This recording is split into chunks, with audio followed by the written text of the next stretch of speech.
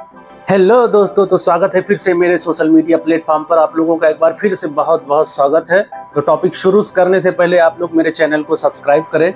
मेरा YouTube channel है Dr.Malik123, तो प्लीज़ आप लोग सब्सक्राइब करें। मेरे यूट्यूब चैनल को आप लोग सब्सक्राइब करें Dr.Malik123 पर। तो टॉपिक शुरू करने से पहले आप लोग ज़रूर सब्सक्राइब करें। तो चलिए शुरू करते हैं। आज हम लोग जानेंगे टाइप्स ऑफ इंजेक्शन के बारे में, यानी इंजेक्शन को हम लोग कितने तरीके से दे सकते हैं पेशेंट को।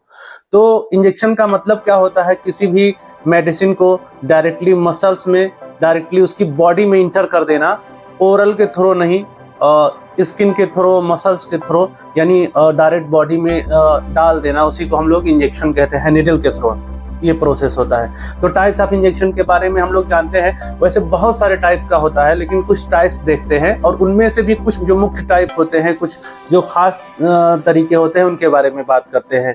तो types of injection, subcutaneous injection होता है, जो दूसरा नंबर होता है इंट्रामस्कुलर, जो गोश्त में देते हैं। जो थर्ड नंबर होता है इंट्राडर्मल इंजेक्शन, जो फोर्थ होता है इंट्रावेनस, यानी जो कि नस में दिया जाता है। और depot injection, intraarticular injection, intracardiac जो हार्ट में डायरेक्टली देते हैं, जो वर्टिब्रा में देते हैं। बहुत सारे तरीके के होते हैं, लेकिन जो उसमें से मेन प्रमुख 4 कारण होते हैं: subcutaneous injection, intramuscular injection, intravenous injection और इंट्राडर्मल इंजेक्शन। तो इन्हीं के बारे में हम लोग आज बात करेंगे। तो आप स्क्रीन पर देखते रहिए, तो आपको ज्यादा समझ में आएगा। तो जानते हैं दवा के को इंजेक्शन के फॉर्म में देने की जरूरत क्यों पड़ती है। सबसे पहला सवाल ये होता है कि ओरली भी दे सकते हैं, तो इंजेक्शन से देने की जरूरत ही क्यों पड़ती है? क्योंकि अगर किसी कोई पेशेंट बेहोश है, या कोई पेशेंट होश में बराबर से नहीं है, और पेशेंट को जल्दी दवा काम करानी है, तो हमको इंजेक्शन के थ्रू जो है उसको उसकी बॉडी में इंसर्ट किया जाता है, डाला जाता है। तो इंजेक्शन को डिफरेंट टाइप से जानने से पहले उसकी स्किन के बारे में, स्किन जो चमड़ी की जो लेयर होती है उसके बारे में जानते हैं, तभी हम लोग समझ पाएंगे कि अलग अलग तरीके से इंजेक्शन क्यों दिया जाता है।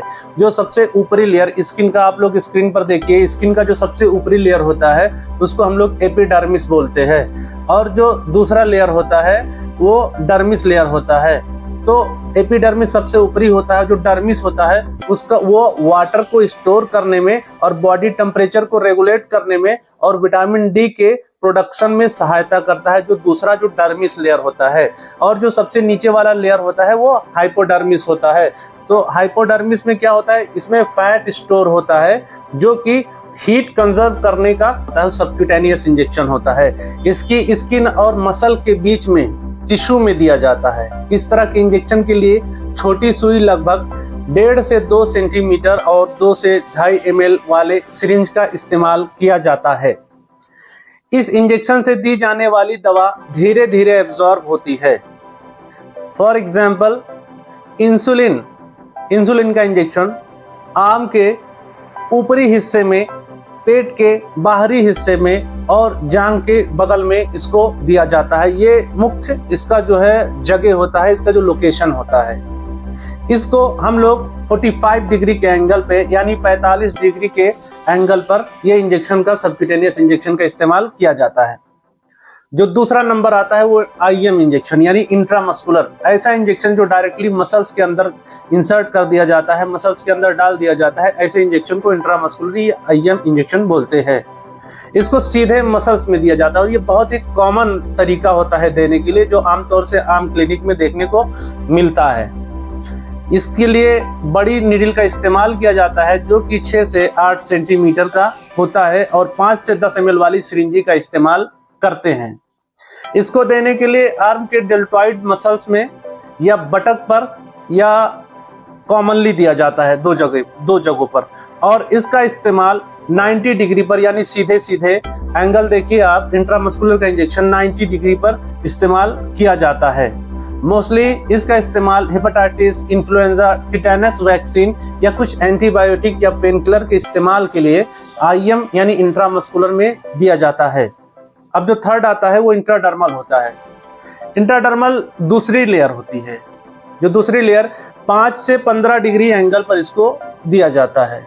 ये बहुत ही छोटी सुई से इस्तेमाल करते हैं, और इसका एब्जॉर्प्शन बहुत ही स्लोली होता है। इसीलिए इंट्राडर्मल का इस्तेमाल हम लोग किसी इंजेक्शन की टेस्टिंग के लिए करते हैं कि ताकि उसका साइड इफेक्ट है कि नहीं है, बहुत ही स्लोली एब्जॉर्ब होता है इंट्राडर्मल लेयर में, इसीलिए इसका इस्तेमाल करते हैं। फॉर एग्जांपल पेनिसिलिन का इस्तेमाल करते हैं, या पेनिसिलिन या ट्यूबरकुलोसिस का जो टेस्ट करते हैं रिएक्शन ना हो इंजेक्शन का, वो इंट्राडर्मल लेयर में ही दिया जाता है और ये 5 से 15 एंगल के बीच में दिया जाता है। जो लास्ट आता है और सबसे आखिरी आईवी यानी इंट्रावेनस, इसमें फास्ट एक्टिंग के लिए यानी बहुत ही फास्ट काम करवाना है, डायरेक्ट वेन में दी और पूरी बॉडी में फटाक से एब्जॉर्ब हो गया, तो उसको इंट्रावेनस यानी नसों में इंजेक्शन, ऐसे इंजेक्शन को नस में दिया जाता है। और जैसे कोई पेशेंट है माल एब्जॉर्प्शन का शिकार है, पेशेंट को न्यूट्रिशन डिफिशियंसी है, तो ऐसी चीजों में भी आईवी का इस्तेमाल करके या पेशेंट को जो सलाइन लगाते हैं वो आईवी ही दिया जाता है, जो कि पूरी बॉडी में एब्जॉर्ब कर दिया जाता है। और बहुत ही ज्यादा मात्रा में किसी चीज को हमको इंसर्ट करना होता है बॉडी में, फ्लूइड को, तो आईवी के ही रूट पे दिया जाता है। अगर मेरा चैनल आपको पसंद आया हो तो प्लीज मेरे चैनल को सब्सक्राइब जरूर करें।